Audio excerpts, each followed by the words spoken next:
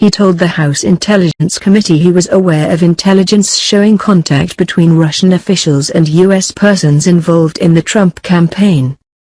Mr. Brennan said the Russians brazenly interfered in last November's U.S. elections and were very aggressive. But he said he did not know if the Trump campaign intrigued with Moscow. Mr. Brennan, who stepped down as CIA director in January, testified on Tuesday, "I encountered and am aware of information and intelligence that revealed contacts and interactions between Russian officials and U.S. persons involved in the Trump campaign that I was concerned about because of known Russian efforts to suborn such individuals. It raised questions in my mind whether or not Russia was able to gain the cooperation of those individuals." His evidence undercuts President Donald Trump's claim that the investigation is a taxpayer-funded charade. The White House said Mr. Brennan's testimony backs up what we've been saying all along. There is still no evidence of any Russia-Trump campaign collusion, the administration said in a statement. The House inquiry is one of two congressional investigations into claims that Russian hackers tried to tip the presidential election in Mr. Trump's favor last November, and whether members of his campaign aided the alleged Kremlin conspiracy. The FBI also has its own investigation on the issue.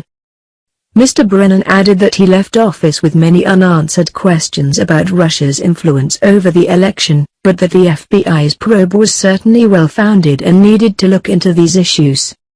Mr. Brennan also told lawmakers that he had warned his Russian counterpart, FSB Chief Alexander Bortnikov, during a phone call last August against meddling. He told Mr. Bortnikov any attempt to interfere would destroy any near-term prospect of repairing relations between Washington and Moscow. Mr. Bortnikov twice denied interfering and promised to bring up the matter with Russian President Vladimir Putin, according to Mr. Brennan. As CIA director, Mr. Brennan, along with the FBI and the Office of Director of National Intelligence, released an intelligence report in January concluding that Moscow attempted to influence the outcome of the election. Days afterwards, Mr. Trump strained relations with the intelligence community when he accused spy officials of leaking allegations that Russia had compromising information on him, likening it to Nazi Germany. At the time, Mr. Brennan called Mr. Trump's accusations outrageous.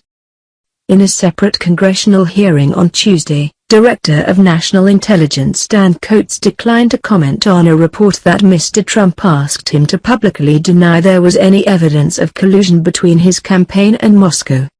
According to the Washington Post, Mr. Coats and Admiral Mike Rogers, director of the National Security Agency, rejected Mr. Trump's alleged request.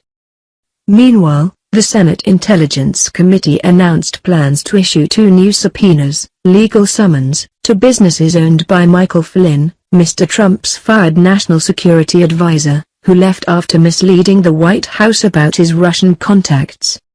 Also on Tuesday, Democrats on the House of Representatives Financial Services Committee wrote to the Treasury Secretary seeking all pertinent financial records that may shed light on President Trump's financial transactions within business ties to Russia. The letter, which was sent on committee letterhead, required approval from the panel's ranking Republicans in order to be sent.